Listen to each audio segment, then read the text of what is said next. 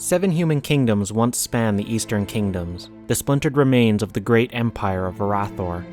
Among these kingdoms stood Gilneas and Lordaeron, 2 great powers of the Northwest. Between them, a large road was constructed, running through the pine forest between the western coast and Lordamere Lake. Merchants and dignitaries would travel the road, and later, the refugees of Stormwind would use it to flee to Lordaeron after their defeat in the First War. The road still stands to this day, a signature landmark of the Silverpine Forest.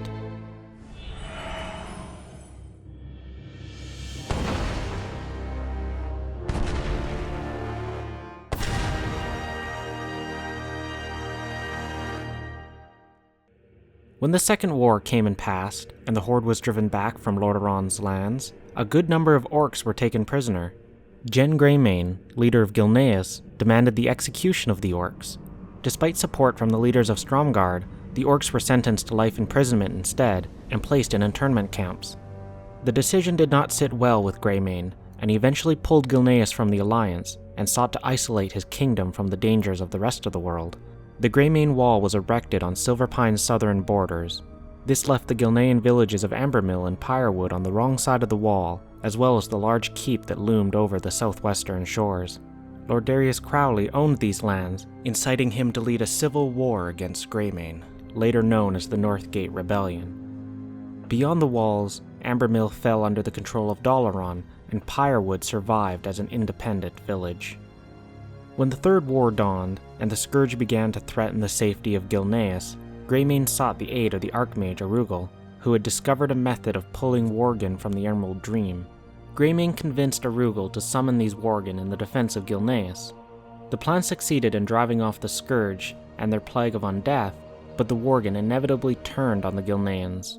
Some were able to spread the Worgen curse to the Gilnean soldiers, while others fled into the Silverpine Forest.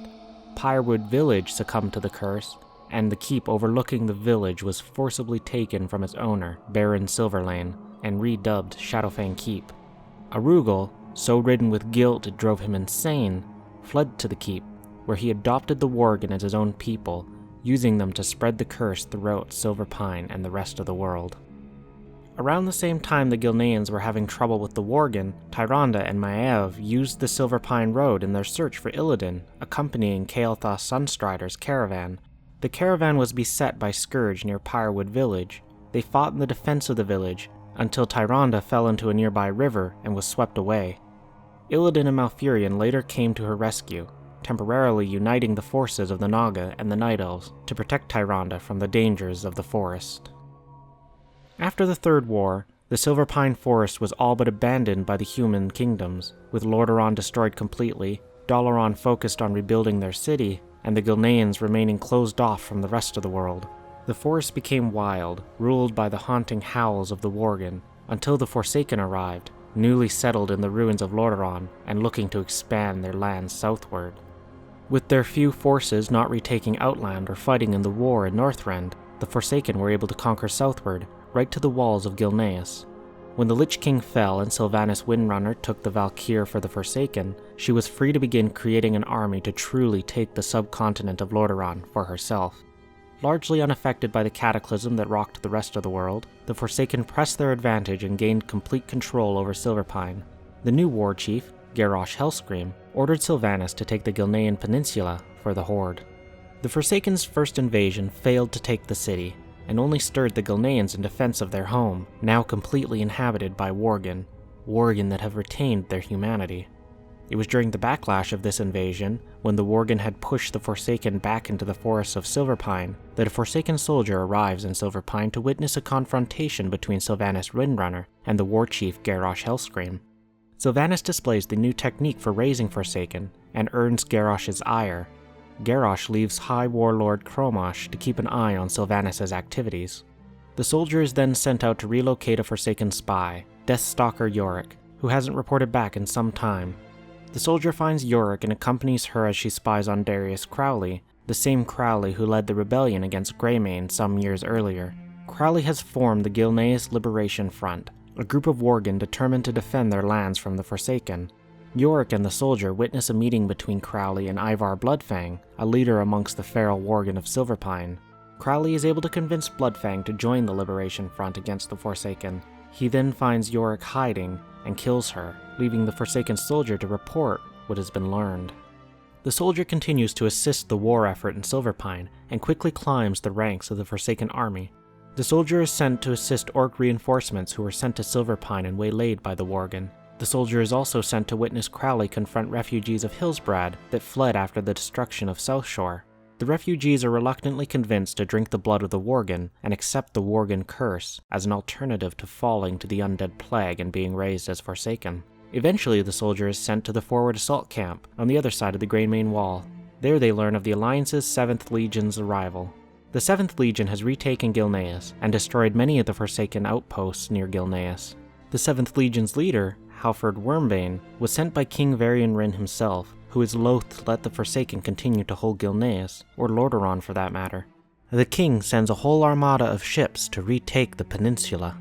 With the Alliance pushing the Forsaken out of Gilneas, the soldier is sent on a secret mission to find the corpse of Lord Vincent Godfrey. Godfrey knew Gilneas well, and would be an invaluable asset to the Forsaken warfront. He had helped lead the fight against the Worgen until he learned of his own king's transformation.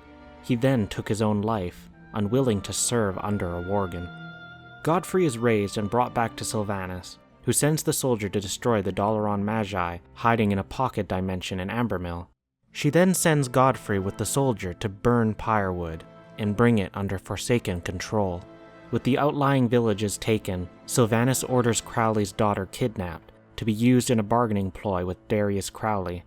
Lorna Crowley is taken prisoner, and Sylvanas, accompanied by the soldier, Godfrey and his men, Cromush, and the Valkyr, confront Crowley at the Greymane Wall's gates.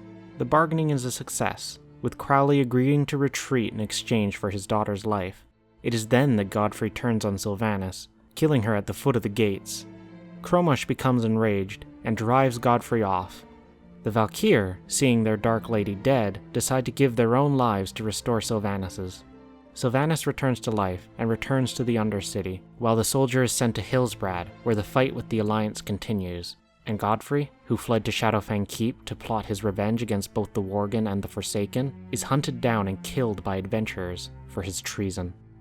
Silverpine Forest has long been haunted by the fallen soldiers of the armies fighting for its control, and by the Worgen who have inhabited the dense woods since the Third War.